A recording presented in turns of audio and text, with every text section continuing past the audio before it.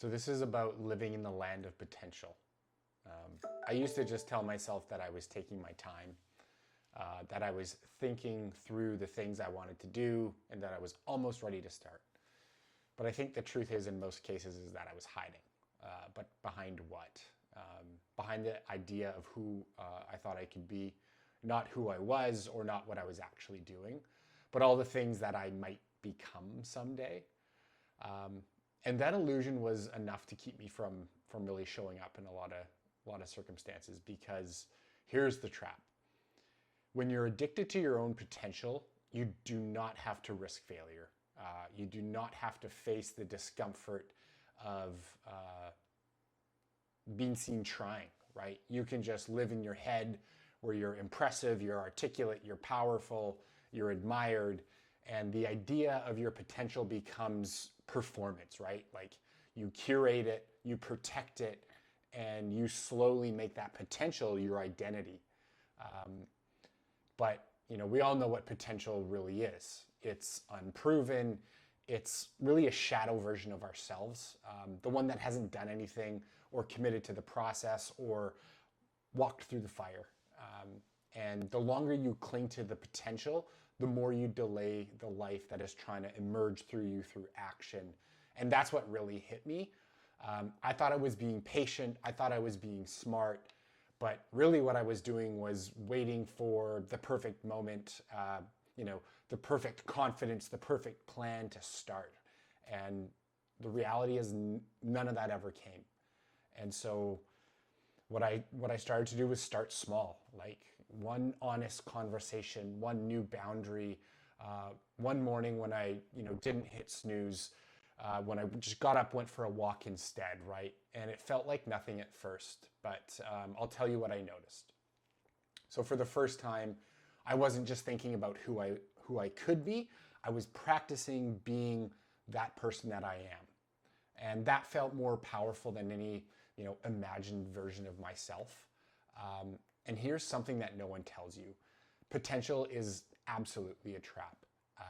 It whispers, you're meant for more.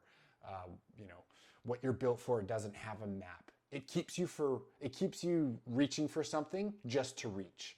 So that you never have to really confront who you are now.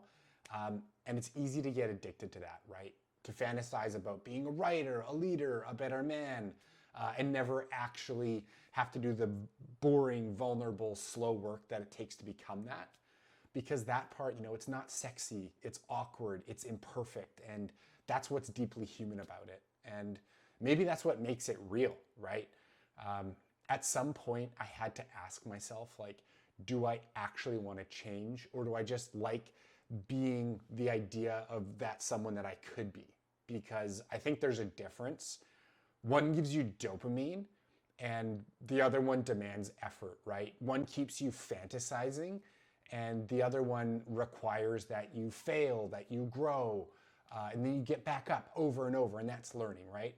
And that shift started when I stopped romanticizing potential and started respecting the practice. It didn't matter what I could become. It really mattered who I was becoming in real life. And that's all through the choices that I was making. And that, I guess, it brought up a lot of grief for the time that I, spent waiting, grief for the parts of me that I abandoned every time I chose comfort over my own growth. But also, a lot of relief, like I'm finally in motion, building momentum, even clunky, inconsistent progress is, more alive than the fantasy of protection. But I know now if they don't come into action, they really become weight. Unlived dreams don't disappear. They sit on your chest and they turn into restlessness and dissatisfaction and shame. Not because you're not good enough, but because deep down you were built for more than scrolling, overthinking, ruminating, and then starting over again. Well, tomorrow will do it. And maybe you needed to hear this today. You don't need another plan. You just need to start. You need to begin. You need to get in action, right? Like imperfectly, honestly, clumsy, clunky, whatever. Not because it looks good, because now is the time. Time to stop outsourcing your worth to a future version of yourself. But really, time to stop believing that thinking about growth is the same thing as doing the work.